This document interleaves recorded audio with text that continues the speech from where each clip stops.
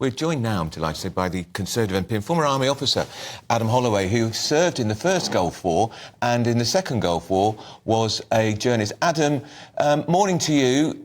Most people would now say the Gulf War was a terrible mistake by the British government.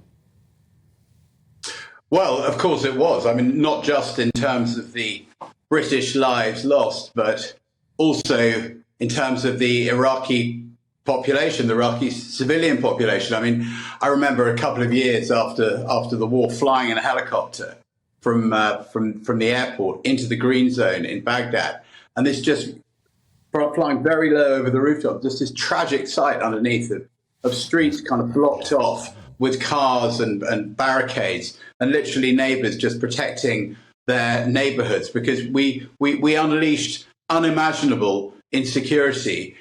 Because basically we had no idea what we were doing when the war ended.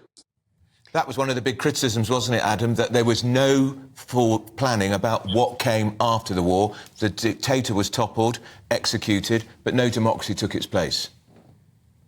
Yeah, I mean, I remember I was sort of one of the first people into the city of Mosul when it collapsed, and I went in sort of early in the morning, and there were bodies on the streets of sort of Saddam people who'd been killed. There were American jets coming low. There was just anarchy, looting.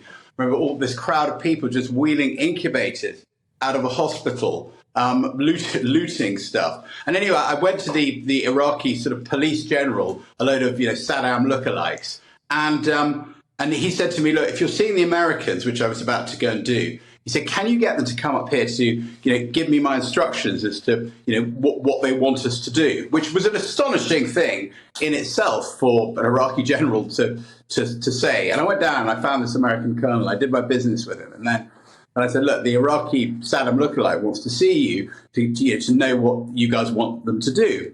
And he said, "You can tell him to go and F himself." And at that point, I realized that we had a real problem emerging. And then, of course, we de-Baathificated. So we took everyone who'd been in Saddam's party out. So you basically removed from jobs the entire army and police force, pretty much. So guess what? We had anarchy, and it was our fault. I mean, we just did not think this through. But the people who paid the price were British and coalition troops, but mostly the Iraqi civilian population. Adam, I don't know where you are today, but that looks very much like a portrait of Saddam Hussein behind you. Is that correct? Is that your house? This is indeed my house, yes. I'm looking after it for a friend. How shall I put it? OK, and so what? Just to tell our viewers, what would be the significance for you of having that picture on the wall in the house? So it was really interesting. I mean, I was in the war in 1991, but then I was back as a correspondent in 2003. And it was really interesting because as I drove through Iraq, with some of your colleagues, indeed, and we finally made it to Saddam's hometown, and I realized that there was not a single intact picture of Saddam because the population had just smashed them as soon as they were able to. The only intact picture I found was in his secret police headquarters in his home city of Tikrit, that, on day one, day two, the civilian population was still far too terrified to go into. So, I look at a picture of Saddam and I think, this guy was an A1, however you want to put it, a killer, a dictator, et cetera, et cetera. But the truth is, and I make no apology for his rule, but he kept the balance between Sunni and Shia. And what happened in our massive neocon ignorance, we went in there and we smashed down the existing structures, as we were later to do in Afghanistan.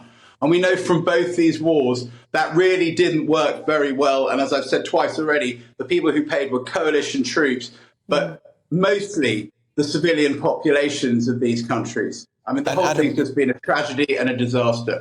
And Adam, we could take you to Libya too. Britain and France got involved there. Gaddafi was toppled. Is Libya in a better place? It's a complete basket case. And do you think, Adam, if I could ask you as well, the Iraq War, is it responsible for the huge conflict and terrorism that we've seen as a result in the Middle East in the last 20 years?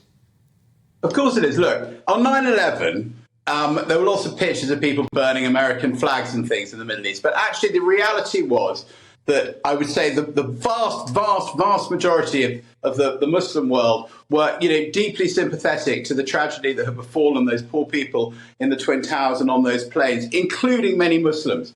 And at the time, Al-Qaeda were these crazy people crying out there in the wilderness and out there on cyberspace, saying that the Americans and the West wanted to kill Muslims and steal their natural resources. Well, guess what? Those neocons' reaction, totally out of proportionate reaction to the event, not out of proportion, but incorrect reaction to the events of 9/11, actually reinforced bin Laden's narrative that the West wanted to kill Muslims and take their natural resources. So what we did is it was like a cancer. Rather than cut the cancer out, we smashed it and we put little bits of it right across the world. And that's what we're still paying the price for now. Fascinating, fascinating. Adam Holloway, I could have talked to you all day. Thank you so much for joining us. Thank you. Conservative MP for Gresham, he's great, isn't he? He fought in the First War, saw it there as a journalist too, and he's on the right side of the argument because that war was a wicked, terrible mistake.